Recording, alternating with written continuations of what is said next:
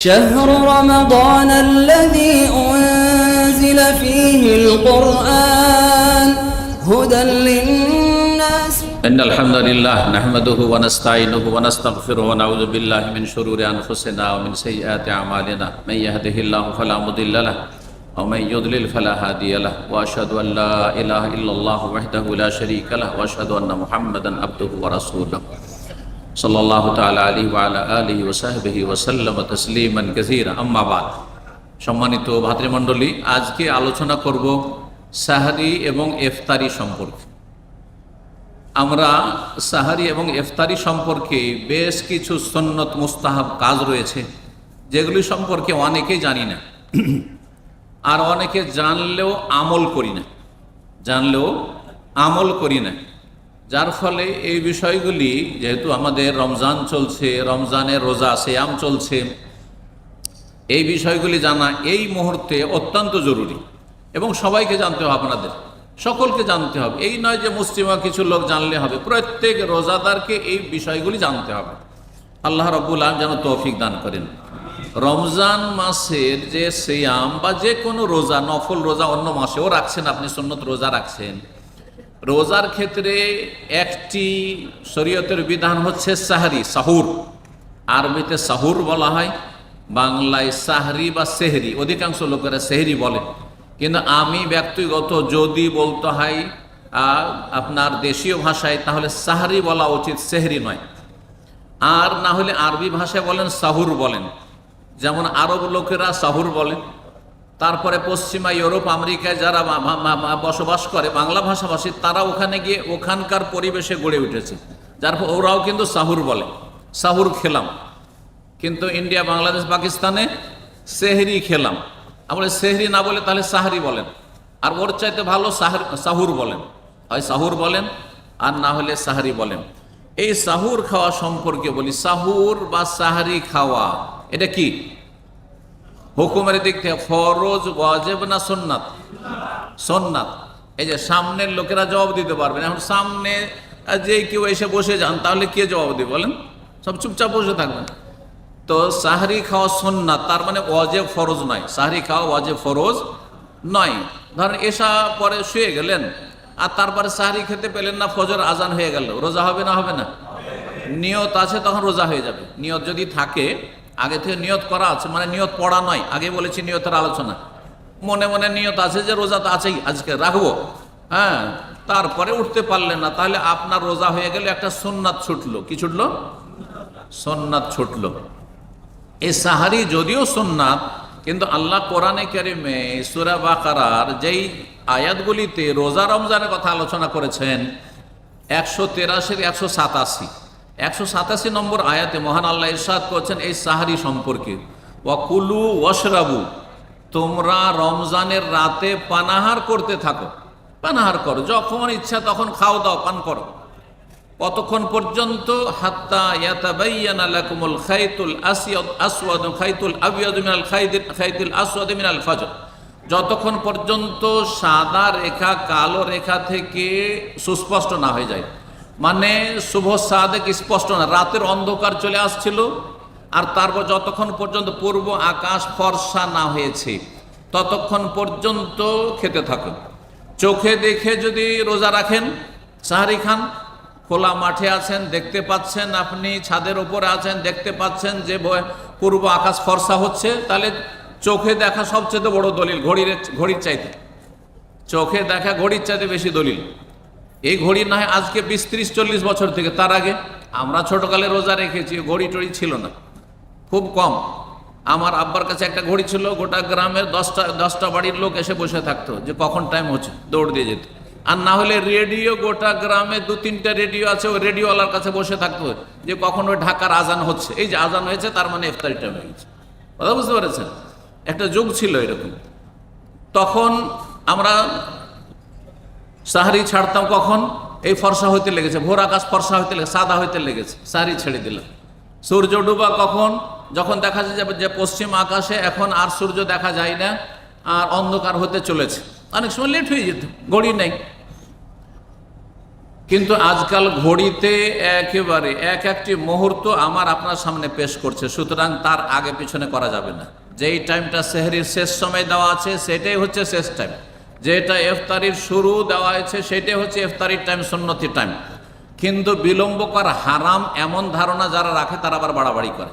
কিছু ভাইরা আমাদের আছে, হ্যাঁ, কোরআন সুন্নাহর অনুসারী ভাইরা, কিন্তু প্রাথমিক পর্যায়ের বিদ্যা হাসিল করেছে, আর যার ফলে এত বাড়াবাড়ি করে সূর্য ডুবে গেছে, ফরজ হয়ে গেছে একবারে আপনার উপর, ফরজ এক করি তাড়াতাড়ি ইফতার করেন, তাড়াতাড়ি বক্তব্য বন্ধ করেন, এই প্রশ্নের উত্তরটা বন্ধ করেন, নেন খেজুর নেন। আমাকে একটা খেজুর ধরাচ্ছিল কয়েক বছর আগে, খেজুর নিয়ে এখানে এসে দাঁড়িয়ে আছে। আরে ভাই, এটা ফরজ না। তারপরে নিয়ত দিয়েও ইফতার করা যায়। আমি খেলাম না, পান করলাম না, নিয়ত করলাম আমার রোজা শেষ, শেষ সূর্য ডুবে গেছে, রোজা শেষ, আমার কাছে খাবার দাবার কিছু নেই, রোজা শেষ হবে না? রোজা শেষ। ঠিক ওই রকমই তারপরে 1-2 মিনিট 3 মিনিট কারো যদি দেরি হয়ে যায় তাতেও কোনো অসুবিধা নেই। অনুত্তম কাজ করলো, নাজাইজ কাজ করলো না। বাড়াবাড়ি সবসময় বর্জনীয়, যেমন ছাড়াছাড়ি বর্জনীয় বেদাতিদের মতো, তেমন বাড়াবাড়িও বর্জনীয় বেদাতিদের মতো। কথা বোঝা গেছে? চরম পন্থা আর নরম পন্থা দুটোই চলবে না ইসলাম। সূর্য ডুবে যাচ্ছে, তারপরে 5 মিনিটের পরে ইফতার করবেন, সতর্কতামূলক, এটা ছাড়াছাড়ি। আর সূর্য ডুবে গেছে, তাড়াতাড়ি ফরজ হয়ে গেছে, না হলে গুনাহগার হয়ে যাবেন, এইটা আপনার চরম পন্থা, বাড়াবাড়ি। দুটো থেকে বেঁচে থাকবেন। সাহরি ইফতারির ক্ষেত্রে তো সাহরির যখন যেমনই আজান হয়ে যাবে আপনি তার আগে সব কিছু সেটে নেবেন। এই নয় যে আপনি প্রতিদিন আজান হচ্ছে আর পানি খাচ্ছেন, অভ্যাস, বা আজান হচ্ছে পানি খাচ্ছেন। কিছু লোকের বদ অভ্যাস আছে, আজান প্রতিদিন আজান যখন শুরু হবে আল্লাহু আকবার, তখন পানি ঢক ঢক করে পানি গিলতে শুরু করুন। না না না, এটা জায়েজ নয় আপনার জন্য। কারণ একটা ঘড়ি ঘন্টায় আজকাল দেখাচ্ছে যে না এখন হয়ে গেছে, শুভ সাদেক হয়ে গেছে, কিন্তু কখনো ধরেন খাওয়া দাওয়াটা শেষ হয়েছে বা 1 লোকমা বাকি আছে থালাতে, 2 লোকমা বাকি আছে, নষ্ট করে দেবেন না, খেয়ে ফেলেন। আর ধরেন খাওয়া দাওয়া হয়েছে কিন্তু পানিটা হাতে নিয়েছি বা নিতে যাচ্ছি মাত্র, আল্লাহু আকবার আজান হলো, নেন পানি 1-2 গিলাস খেয়ে নেন আপনি। আজানের পরে মোটেই শুরু করবেন না, আর আজান হওয়ার পরে প্রতিদিন অভ্যাস বানিয়ে নেবেন না। জি, উঠলেন, ঘুম ভাঙলো, দেখছেন আল্লাহু আকবার আজান হচ্ছে আর পানি খেতে শুরু করবেন, না না না, থেমে যান। আর তারপরে যেহেতু টাইম হয়ে গেছে, কারণ আজকাল ঘড়ি ঘন্টা দেখে, তবে কোনো জায়গায় যদি আজান সময়ের আগে দেয় আপনার জানা থাকে সেটা ভিন্ন বিষয়, যে আজান অমুক জায়গায় 5 মিনিট আগে দিচ্ছে, আজানের সাথে কোনো সম্পর্ক নেই, সম্পর্ক আছে সময়ের সাথে, সময় হয়েছে কিনা সাহরি বা ইফতারির। সাহরি খাওয়া সুন্নাত, এই মর্মে বেশ কিছু হাদিস রয়েছে, সাহরিতে বরকত রয়েছে। রাসূলুল্লাহ সাল্লাল্লাহু আলাইহি ওয়াসাল্লামের হাদিস বুখারী মুসলিমে রয়েছে, তাসাহহারু ফাইন্না ফিস সাহুরি বারাকা, তোমরা সাহরি খাও, সাহরিতে কি রয়েছে? বরকত রয়েছে। সাহরিতে বরকত রয়েছে কোন দিক থেকে কে বলতে পারে? যে বলবে হাত তুলবে। দেখি, আজকে তো সামনে আমাদের পুরাতন ছাত্রদেরকে বসেছি, দেখি না এরাও সমান সমান। হ্যাঁ, সাহরিতে বরকত, কিসের বরকত আছে বলেন? কয়েক দিক থেকে বরকত আছে, ওলামারা বলেছেন, সব 0 পয়েন্টে। মাশাআল্লাহ, সাহরিতে বরকত আছে। এই সময়টি বরকতের সময়, ভোর রাত দোয়া কবুলের সময়, শেষ রাত দোয়া কবুলের সময়, এদিক থেকে বরকত আছে। সাহরিতে বরকত আছে কারণ একটু সুন্নত পালন করে, রসুলের সুন্নত পালন করে বরকতের মাধ্যম। জি, সাহরিতে বরকত এই জন্য আছে, যখন সাহরি খেলেন বিসমিল্লাহ বলে শুরু করলেন, খেয়ে দিয়ে আলহামদুলিল্লাহ বললেন, এই জন্য, হ্যাঁ, শুরু করলেন আল্লাহর নাম দিয়ে আর শেষ করে আল্লাহর শুকরিয়া দিয়ে, তাতে বরকত আছে। বোঝা গেছে না? সাহরি খেয়ে ইহুদি নাসারাদের বিরোধিতা করলেন, সেই জন্য বরকত আছে। কয়টা দিক বললাম? কয়টা দিক বললাম? 4টা দিক বললাম, ঠিক না? তাহলে এতগুলো দিক, বরকতের দিক রয়েছে। আপনি সাহরি খেতে না উঠলে হয়তো দোয়া নসিব হইতো না। সাহরি খেতে উঠে আল্লাহর কাছে এই মুহূর্তে, যেই সময় আল্লাহ প্রথম আকাশে এসেছেন, আল্লাহর আশা আল্লাহর মতো প্রথম আকাশে, আর বান্দাকে ডাকছেন যে বান্দা তুমি যা চাইবে তাই দেব, যা দোয়া করবে কবুল করবো। হাদিস আছে না নাই? সহিহ মুসলিমের হাদিস। এই সময়টাই সাহারি খাওয়ার ওসিলাতে উঠলেন আপনি, যদি একটু দোয়া করেন তাহলে কত বরকতের কাজ হয়ে গেল আপনার। জি, তো সাহারিতে বরকত রয়েছে। রাসূলুল্লাহ সাল্লাল্লাহু আলাইহি হাদিসের এই হচ্ছে ব্যাখ্যা। রাসূলুল্লাহ আর একটি হাদিস, ফাসলু মা বাইনা সিয়ামিনা ওয়া সিয়ামি আহলিল কিতাবে আকলাতুস সাহরি, আমাদের রোজা এবং আহলে কিতাব ইহুদি খ্রিস্টানদের রোজায় পার্থক্য হচ্ছে সাহরি খাওয়া। ইহুদি খ্রিস্টানদের রোজাতে সাহরি খাওয়ার পারমিশন ছিল না, এশা পরে ঘুমিয়ে গেলে খাওয়া দাওয়া হারাম। আগের রোজা এরকম ছিল, আগের উম্মতের রোজা ছিল এশা পরে যতক্ষণ জেগে থাকবে খাও আর পান করো, আর ঘুমিয়ে গেলে ঘুম থেকে উঠে আর পানাহার করা যাবে না। ইসলামের প্রথম কালে এইরকমটাই ছিল। তিরমিজিতে একটি হাদিস রয়েছে, মদিনায় এক সাহাবী মদিনার খেজুরের বাগানে সারাদিন কাজ করেছে, আর কাজ করার পরে বাড়িতে গিয়েছে, বাড়িতে কোনো খাবার নাই। স্ত্রী কিছু ধার কর্জা করার জন্য পাশের বাড়িতে গিয়েছে, আর একটু দেরি হয়েছে ওখান থেকে খাবার দাবারের কিছু ব্যবস্থা নিয়ে আসতে, এইদিকে বেচারাকে ঘুম চলে এসছে, ঘুম লেগে গেছে। সে যে ঘুমিয়ে গেল, না খেয়ে ঘুমিয়ে গেল, কারণ ঘুম চলে আসলে আর খাওয়া দাওয়া যাবে না। খাবার স্ত্রী নিয়ে এসছে কিন্তু খেতে পারছে না। পরের দিন আবার সে মজদুরি করে, মেহনত করে, আবার রোদরে কাজ করতে, দুপুরবেলা সে বেহুশ হয়ে পড়ে গেছে, দুপুরবেলা বেহুশ হয়ে পড়ে গেছে। তখন আল্লাহ রাব্বুল আয়াত নাজেল করলেন যে না, এতদিন পর্যন্ত যে আগে উম্মতের বিধানটাই তোমাদের জন্য ছিল যে ঘুম চলে আসলে পানাহার হারাম রোজার রাতে, ওইটা আর নেই। ওয়াকুলু ওয়াশরাবু, তোমরা পানাহার করো যতক্ষণ পর্যন্ত শুভ সাদেক না হয়েছে, হাত্তা ইয়াতাবায়ানা লাকুমুল খাইতুল আবিয়াদু মিনাল খাইতিল আসওয়াদি মিনাল ফজর, যতক্ষণ ফজর না হয়েছে, মানে শুভ সাদেক না হয়েছে। আহলি কিতাব ইহুদি খ্রিস্টানদের বিরোধিতা করতে বলা হয়েছে, বিভিন্ন ক্ষেত্রে বিরোধিতা করতে বলা হয়েছে। তার মধ্যে এটিও একটি বিরোধিতা যে তারা সাহারি খায় না, আপনি সাহারি খান। তারা ইফতারি দেরিতে করে, আপনি তাড়াতাড়ি করেন। জি, কিন্তু বিরোধিতা করা কখনো ওয়াজিব থাকে, কখনো সুন্নাত মুস্তাহাব, সব সময় বিরোধিতা করা ওয়াজিব নাই। জি, যদি ধরেন প্যান্ট শার্ট পরা জায়েজ, প্যান্ট শার্ট পরা টাকনার নিচে যদি না হয় তো জায়েজ, কিন্তু কেউ যদি প্যান্ট শার্ট না পরে, কিসের জন্য? যে মূলত এই পোশাক পশ্চিমা খ্রিস্টানদের থেকে, ব্রিটিশ থেকে এসছে, সুতরাং আমি তাদের বিরোধিতা করব, তাহলে মুস্তাহাব, তার জন্য ভালো। এটা আলবানী রাহিমাহুল্লাহ তো বলছেন যে এই পোশাক ঠিকই না, কিন্তু অন্য রামালা বলছেন যে উত্তম পোশাক আর অনুত্তম পোশাক, উত্তম পোশাক হচ্ছে ঢিলাঢালা পোশাক, জুব্বা হোক, পাঞ্জাবি হোক, ঢিলা পোশাক হোক, কিন্তু এই আপনার প্যান্ট টাইট হয়ে থাকছে শরীরে, তারপরে শার্ট, যাতে আপনার শরীরের অঙ্গ প্রত্যঙ্গ বোঝা যাচ্ছে কোনখানে কতটা উঁচা নিচে, এই পোশাক অনুত্তম। কেউ যদি এই নিয়তে না পড়ে যে আমি বর্জন করি প্যান্ট শার্ট, কিসের জন্য? যেহেতু এটার সূচনা করেছে ওরাই, এই পোশাকটা ভারত উপমহাদেশের তারা নিয়েছে, সুতরাং আমি নেব না, তাহলে ভালো। কিন্তু এই বিরোধিতা করা ওয়াজিব নয়, এই বিরোধিতা করা ওয়াজিব নয়। সেই জন্য বিরোধিতার বিষয়টি অনেকে ভুল বুঝে যে সব ক্ষেত্রে বিরোধিতা করা ফরজ, সুতরাং 2 মিনিট 1 মিনিট দেরিও করা যাবে না ইফতারিতে, এমনটাও ভুল। আচ্ছা, সাহারি খাবেন তো কি দিয়ে খাবেন, আর ইফতারি কি দিয়ে? ইফতারির কথা পরে আসছে। সাহারি খাওয়ার ক্ষেত্রে উত্তম সাহারি নবী সাল্লাল্লাহু আলাইহি ওয়াসাল্লাম বলেছেন কি? খেজুর। কিন্তু আমল করেন কয়জন লোক সাহারিতে খেজুর খান? একটু হাত উঠান তো, অল্প লোক। এই যে দেখেন সামনের দিকে, মাশাআল্লাহ। এই যে সামনে কেন বসাই? এবার বুঝতে পারলেন যে সামনে কেন বসাই, যে অন্তত জানেন এই মাসলা যে সাহারিতে খেজুর খেলে উত্তম। খেজুর খেলে, হাদিস নেমা সাহুরুল মুমিনি আত-তামরু, সবচাইতে উত্তম উৎকৃষ্ট মুমিনের সাহারি হচ্ছে খেজুর খাওয়া। 7টি খেজুর খেয়ে, আমি পরীক্ষা করে দেখেছি, খেজুর 7টি খেজুর আর পানি, আর সেই দিনে শরীরে এনার্জি অনেক বেশি থেকেছে, আর ফজর পরে ঘুমিয়ে শরীর খারাপ লাগেনি। ফজর পর তো ঘুমাইতে হয় সৌদি আরবে থাকলে, কোনো রকম খারাপ লাগে, কিন্তু ভাত ভরে নিয়ে ভিতরে আর রুটি খেয়ে আর তরি তরকারি খেয়ে আর গ্যাস হচ্ছে পেটে, আর ওই নিয়ে ঘুমিয়ে যাওয়া, এটা শরীর স্বাস্থ্যের জন্য অনেকটাই ক্ষতিকর। কথা ঠিক নয়? কথা ঠিক বুঝতে পারছেন? তাহলে তারপরে মিষ্টি জিনিস খেলে পিপাসা কম লাগে। ভালো করে মিষ্টি জিনিস যদি খান আপনি, পিপাসা কম লাগবে। আর যদি লোনা খান, লবণাক্ত খান, তাহলে পিপাসা বেশি লাগবে। আর খেজুর হচ্ছে উপকারী মিষ্টি, গুড় চিনির মতন না, উপকারী মিষ্টি। সুতরাং সবচেয়ে উপকারী মিষ্টি হচ্ছে মধু আর খেজুর। মধু আর খেজুর এগুলো খেলে শরীরে উপকার রয়েছে, অপকার নেই। একমাত্র সুগারের রোগীর জন্য সতর্কতার সাথে খেতে হবে। এই নয় যে সুগারের রোগী মানে আমাদের দেশের ওই কোরবানির গোস্তের মতো। আমাদের দেশে কোরবানি গোস্ত সম্পর্কে কি কথা আমাদের বাপদাদারা শুনিয়েছে, কোরবানির দিনে কোরবানির গোস্ত খেলে কোনো ক্ষতি হয়নি। শুনেছেন না শোনেননি? কথাটা ঠিক না ভুল? ভুল।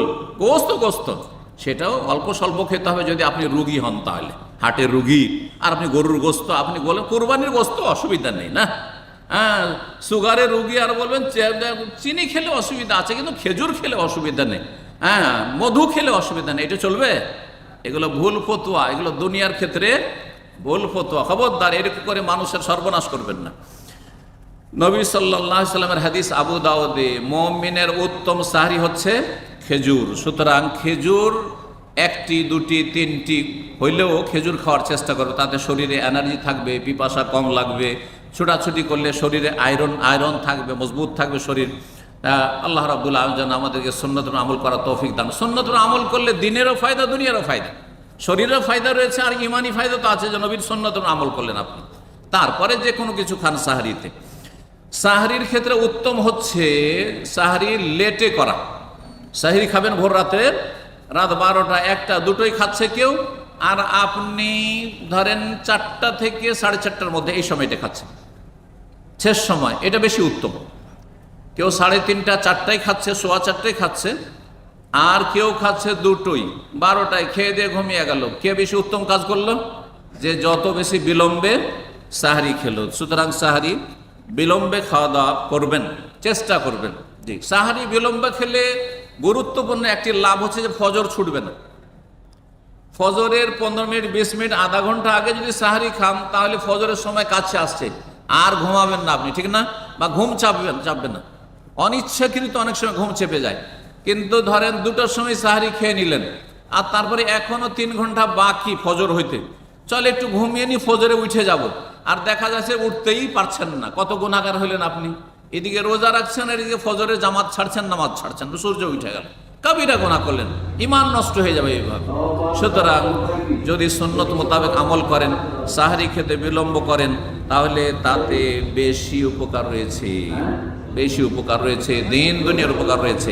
সাহরি বিলম্বে খাবেন। নবী সাল্লাল্লাহু আলাইহি ওয়াসাল্লামের সাহাবীরা সাহরি খেতেন, খাওয়ার পরে আজান হইতে কতটা সময় থাকতো? কাদরু মা ইয়াকরাউ আহাদুকুম 50 আয়াত, 50টি আয়াত পড়তে যতক্ষণ লাগে।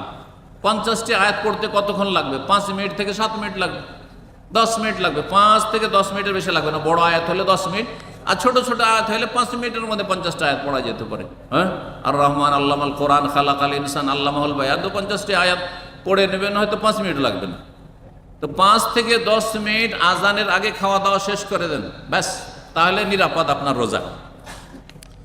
সাহরি সম্পর্কে এই কথাগুলি বললাম। তারপরে বলবো ইফতারি সম্পর্কে। ইফতারির ক্ষেত্রে ইফতারি তাড়াতাড়ি করা সুন্নাত, সাহরি লেট করা সুন্নাত, আর ইফতারি তাড়াতাড়ি মানে কি? সূর্য ডোবার আগেই না, মোটেই জায়েজ নাই, রোজা নষ্ট হয়ে যাবে। তাড়াতাড়ি করা মানে যখন সূর্য ডোবা নিশ্চিত হয়ে গেছে, ইয়াকিন যে সূর্য ডুবে গেছে, কোনো সন্দেহ নেই, ঘড়ি বলছে সূর্য ডুবে গেছে, তখন সুন্নত হচ্ছে এখন ইফতার করে দেন। না আর 5টা প্রাইজ আছে দিয়ে নি, তারপরে ইফতার করবো না, এটা নয়, ঠিক আছে? কিন্তু 2-4, 10 সেকেন্ড, 20 সেকেন্ড, 30 সেকেন্ড অসুবিধা নেই। না না না, আরো সতর্কতা অবলম্বন করব। না, আমার মেহমান আছে, চলে আসুক, এই যে আসতেছে, চলে আসুক, তারপরে ইফতারি করব। না না না, আপনি আপনার ইফতার করে ফেলুন। ঠিক তো ইফতারি তাড়াতাড়ি করা সুন্নাত। এই মর্মে রাসূলুল্লাহ সাল্লাল্লাহু আলাইহি ওয়াসাল্লামের হাদিস রয়েছে, লা ইয়াজালুন নাসু বিখাইরিন মা আজ্জালুল ফিতরা। মুসলিম জাতি অতদিন পর্যন্ত কল্যাণে জীবনযাপন করবে, সুখে শান্তিতে থাকবে, যতদিন পর্যন্ত তারা ইফতারি তাড়াতাড়ি করবে। ইফতারি তাড়াতাড়ি করলে মুসলিম জাতির কল্যাণ হবে। কেমন করে? কেউ যদি জিজ্ঞাসা করে আপনাকে, এটা আবার কেমন কথা হলো যে তাড়াতাড়ি ইফতার করলে মুসলিম জাতি সুখে শান্তিতে থাকবে? এটা হচ্ছে হাদিসের কথা। তো এর ধরনটা কি, এর ব্যাখ্যা বিশ্লেষণ তাৎপর্যটা কি হবে? তাহলে এটা শুনে নেন আজকে। দেখেন, রাসূলুল্লাহ সাল্লাল্লাহু আলাইহি ওয়াসাল্লাম একটি সুন্নত পালন করে হচ্ছে উম্মতের জন্য কল্যাণ। আর রাসূলুল্লাহ সাল্লাল্লাহু আলাইহি ওয়াসাল্লাম সুন্নাহ হচ্ছে যখন সূর্য ডুবে গেছে তখন আর বিলম্ব না করা, তাড়াতাড়ি ইফতার করে দেওয়া। একটি সুন্নত কায়েম করলেন, আল্লাহ সম্মানিত করবেন, আল্লাহ সুখ দেবেন, আল্লাহ রহমত দেবেন, আল্লাহ বরকত দেবেন। আর সুন্নতের খেলাফ কাজ করবেন, নবীর নাফরমানি করবেন, ফরজ ওয়াজিব ছাড়বেন, নবীর তরিকা বাদ দিয়ে অন্য তরিকায় চলবেন, গুনাহগার হবেন, তখন আল্লাহর আযাব নেমে আসবে। ওহুদের যুদ্ধে 50 জন সাহাবীকে ওই যে ছোট্ট পাহাড়টি রয়েছে জামালে রুমাত, ওই পাহাড় নিযুক্ত করেছিলেন যে তোমরা পেছন দিক থেকে আমাদের পাহারা দাও। কিন্তু তারা দেখলো যে কাফেররা তো পালিয়ে চলে যাচ্ছে, এরা হেরে গেছে, আমরা এখানে বসে থেকে গেলাম, কিছুই করলাম না, নেমে গেল। অথচ নবী সাল্লাল্লাহু আলাইহি ওয়াসাল্লাম বলেছেন, খবরদার, আমরা হারি জিতি, যদি আমাদের সবাই মরে যায়, সবাই যদি নিহত হয়ে যায়, শহীদ হয়ে যায়, তবু তোমরা নামবে না, তবুও তোমরা নামবে না। পাখিতে আমাদের লাশগুলোকে যদি ছিঁড়ে ছিঁড়ে খায় তবুও তোমরা এই পাহাড়ের উপর নামবে না, কতটা তাগিদ করেছিলেন। কিন্তু তারা যুক্তিতে মুক্তি খুঁজেছিল, ভুল করেছিল। মানুষের ভুল হতে পারে। তাদের যে প্রধান ছিলেন 50 জনের, তিনি বলছেন দেখো তোমাদেরকে বারবার বলছে, নবী কিন্তু মানা করেছেন, নবী কিন্তু নিষেধ করেছেন নামতে, তোমরা নামিও না। কিন্তু তারা যুক্তি দিতে লোক সাথী সঙ্গীরা যে না না, এই যে নেতাকে মানেন, আপনাদেরকে বলছি নেতাকে না মানলে কি ক্ষতি হয়, আপনাদের যে কাউকে নেতৃত্ব দেওয়া মালিকানা তাকে মানতে হবে, তাতে ফায়দা আছে। নামিও না, তোমরা থাকো এখানে, নবী সাল্লাল্লাহু আলাইহি ওয়াসাল্লাম নিষেধ করেছেন। ওরা বলছে যে কাফেররা দেখো 1 কিলোমিটার 2 কিলোমিটার দূরে কত দূরে পালিয়ে চলে গেছে, ওদেরকে তাড়া করছে, আর এখানে একটাও কাফের নেই, ফিল্ড খালি হয়ে গেছে, এখন কাফের থেকে ধরি আর মারি, চলো আক্রমণ করি। হ্যাঁ, আর কি, আর কোনো ভয় নেই। এই যে নেমে গেল খালিদ বিন ওয়ালিদ, তখন পর্যন্ত কাফের পিছন দিক দেখলো যে সৈন্য খালি হয়ে গেছে, এইভাবে ঘুরে এসে পিছন দিক থেকে সাহাবায়ে কেরামদেরকে ঘিরে ফেললো, একবারে চাকিতে পিসার মতো করে পিষে দেওয়ার মতো অবস্থা করলো। আর তাতে কি হলো, একটা রসুলের নাফরমানি করার কারণে, বিরুদ্ধাচরণ করার কারণে 70 জন সাহাবী সেখানে শহীদ হয়ে গেলেন। রাসূলুল্লাহ সাল্লাল্লাহু আলাইহি ওয়াসাল্লামের দাঁত মোবারক শহীদ হলো, রাসূলুল্লাহ সাল্লাল্লাহু মাথায় মোবারক আহত হইল। চিন্তা করো কত ক্ষতি হলো, চিন্তা করো। জিতে যাওয়া রণক্ষেত্র, হেরে তো যাননি সাহাবায়ে কেরামগণ, কিন্তু ক্ষয়ক্ষতিতে পরিণত হলেন, ক্ষতিগ্রস্ত হলেন সাহাবায়ে কেরাম। একটা সুন্নত ছাড়লে, একটা নবীর নাফরমানি করলে যদি এত বড় বিপদ আসতে পারে, তাহলে যদি সুন্নত কায়েম করেন তো রহমত বরকত আসবে না? অবশ্যই। জন্য তাড়াতাড়ি ইফতার করাই হচ্ছে উত্তম। নবী সাল্লাল্লাহু আলাইহি ওয়াসাল্লাম আরো হাদিস মুসনাদ আহমদ তিরমিজিতে রয়েছে, ইন্না আহাব্বা ইবাদি ইলাইয়া আজালুহুম ফিতরান, আমার সবচেয়ে প্রিয় বান্দা যারা তাড়াতাড়ি ইফতার করে। আমার প্রিয় বান্দা কারা? যারা তাড়াতাড়ি ইফতার করে। ইন্ডিয়া বাংলাদেশে এক শ্রেণীর সমাজের লোকের আছে, সূর্য ডুবার পর ওদের দেখবেন যে ইফতারির তালিকা 5 থেকে 7 মিনিট পর, 5 থেকে 7 মিনিট পরে তারা ইফতার করবে, আর এই নিয়ে তারা ঝগড়া দ্বন্দ্ব করে। এর আল্লাহর কাছে প্রিয় নয়। আল্লাহর কাছে প্রিয় কারা? যারা নিশ্চিত হওয়ার পরে সূর্য ডুবে গেছে তাড়াতাড়ি ইফতার করে। ইফতারি করার ক্ষেত্রে সুন্নত হচ্ছে কি খেয়ে ইফতার করা? হ্যাঁ, একজন পানি বলল, একজন খেজুর বলল। খেজুর কয়েক রকম আছে। কোন খেজুর? রোতাব খেজুর যদি হয়, রোতাব খেজুর নাই এখানে সাধারণত। রোতাব খেজুর বুঝেন? মানে গাছ পাকা খেজুর। হ্যাঁ, গাছ পাকা খেজুর। গাছ পাকা খেজুর যদি থাকে তাহলে সেটা সবচাইতে উত্তম, কারণ সেটাতে অনেক ফায়দা আছে। আজকালকার মেডিকেল সায়েন্স বলছে এই খেজুরের চাইতে খালি পেটে সারাদিন না খেয়ে আছেন ওই রোতাব খেজুর, যেটা গাছ পাকা খেজুর, সেটা বেশি উপকারী শরীরের জন্য। নবী সাল্লাল্লাহু আলাইহি ওয়াসাল্লাম 1400 বছর আগে বলেছিলেন, যখন মেডিকেল সায়েন্সের কোনো অস্তিত্ব ছিল না। জি, যদি রোতাব খেজুর না থাকে তাহলে যে কোনো খেজুর, সেটা সুক্কারি হোক আর আজওয়া হোক, অন্য কোনো খেজুর, যে কোনো খেজুর দিয়ে ইফতার করবেন। 2 নম্বরে অন্য খেজুর যদি সেটাও না হয় তাহলে পানি দিয়ে ইফতার করবেন। পানি যদি না থাকে, দেখছেন যে আমার কাছে পানি নেই, কি আছে? একটা ব্রেড আছে, ইফতার করবেন না? ব্রেড খেয়ে ইফতার করবেন। একটা যুগ ছিল গ্রামে গঞ্জে দেখেছি, পন্তা ভাত খেয়ে ইফতার করতে। গরিব মানুষদের বাড়িতে ওই যে ভোর রাতের ভাত ভিজিয়ে রেখেছে, পন্তা ভাত খেয়ে ইফতার করতো। জি, এগুলো আমরা দেখেছি। আলহামদুলিল্লাহ, আলহামদুলিল্লাহ, সর্বস্তরের লোকদেরকে দেখেছি আমরা। জি, তো আল্লাহ রাব্বুল আলামিন কত যে বরকত দিয়েছেন, বলুন আলহামদুলিল্লাহ। এখন বাংলাদেশেও মানুষ খেজুর পাচ্ছে, আর তখন পয়সা থাকলেও গ্রামে গঞ্জে খেজুর পাওয়া যেত না।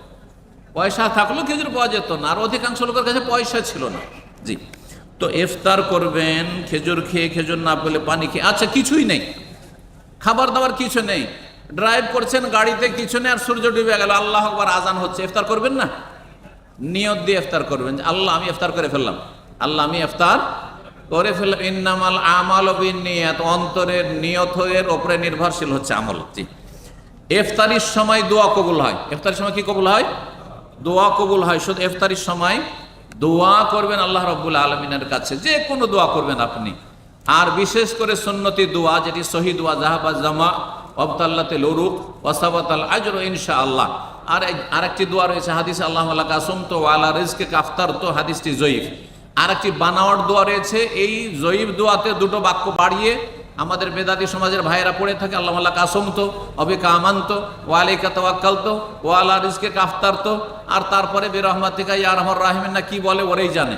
তো এগুলো বানানো দোয়া, ওইসব দোয়া পড়বেন না, সহি দোয়া পড়বেন। এখানে আজকের আলোচনা শেষ করছি। ওয়া সাল্লাল্লাহু আলা নবিয়িনা মুহাম্মদ ওয়া আলা আলিহি ওয়া সাহবিহি আজমাইন।